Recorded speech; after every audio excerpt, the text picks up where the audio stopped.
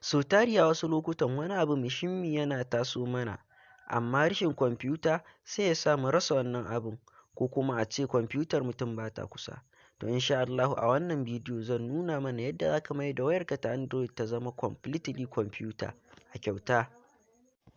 Da farko za ka yi amfani da link ɗin da na ajiye, ko ka je Play Store ka ɗauko application ɗin da ake cewa Exagia. Zai zo ma a zip file ne.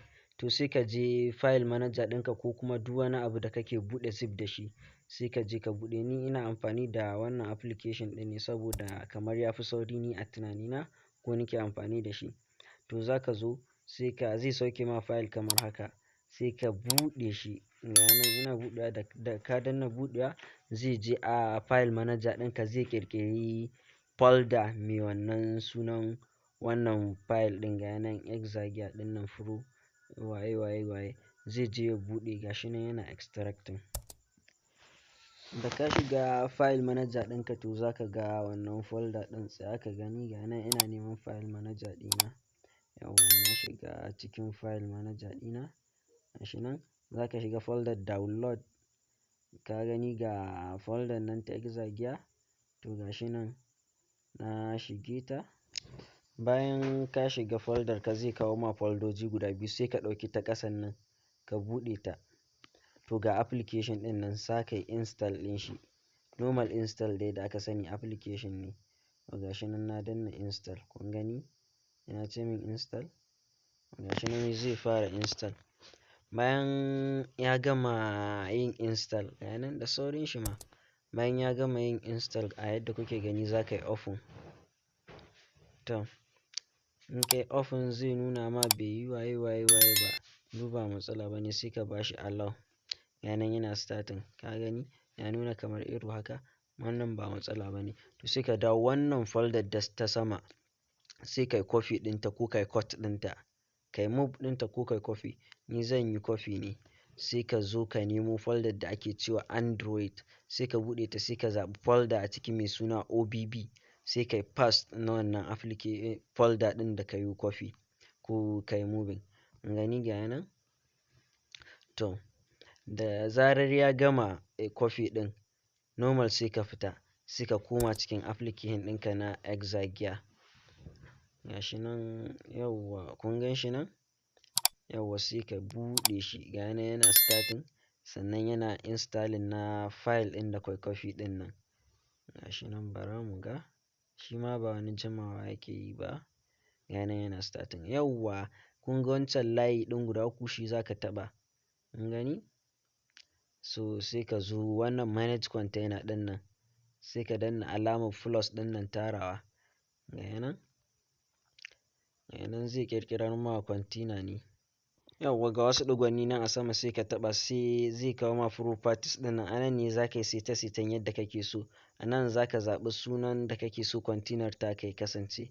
Ni bara na sa kamar mai kwamfuta. Yawwa sai na danna OK. A nan kuma zan zaɓi 32 bit. Ga nan dai seti sai wanda komi yadda kake so zai kasance. Nan zan bar shi default. Sai nan wajajen gashi nan zan zaɓi wancan na ƙarshen. Shi ya fi yi min. Ga nan komi dai sai kai setin ka yadda kake so ya kasance ma. To sai kai back bayan ka gama seta komi ɗin. Yawwa ka gani, sai ka danna run ɗin nan. Ga nan yana starting. Yana starting, shi ma ba wani lokaci zai ɗauka ba, yana starting ɗin. Kuna gani? Yawwa. Gashi nan. Kada dai a manta da yin follow in mutum bai yi follow ba, da subscribe da yawwa gashi nan ya buɗe haka. Sai ka danna back in ka gama karantawa. Yawwa gashi nan. Yanzu za ta buɗe ma, ka gani? A nan folder gashi nan, folder download ɗinka ta kan ainihin kan wayarka. Ita ce za ta zame ma kamar drive na kwamfutar taka. A nan duk wani application ɗin da ka yi downloading da software duk za ka gan su. Bara na zaɓi wata software a ciki ne install ku gani. Kamar na zaɓi BLC player. Masu kamar harkar turi, kai har ma masu kallo yau da kullum suna amfani da BLC. ga nan zan yi install na BLC video player ɗin nan, ka gani ga nan kuma za ka iya yawo da gashi nan dai da Windows ɗinka da komi da komi. Yawwa kun gani install, gashi nan normal za ka install yadda ake dai normal install a kwamfuta. Yawwa kun gani yana tafiya, kuma za ka iya yin multitask, ka buɗe wancan application ɗin ka dawo ka buɗe wancan application ɗin kamar yadda zan gwada yanzu, kana gani. Yawwa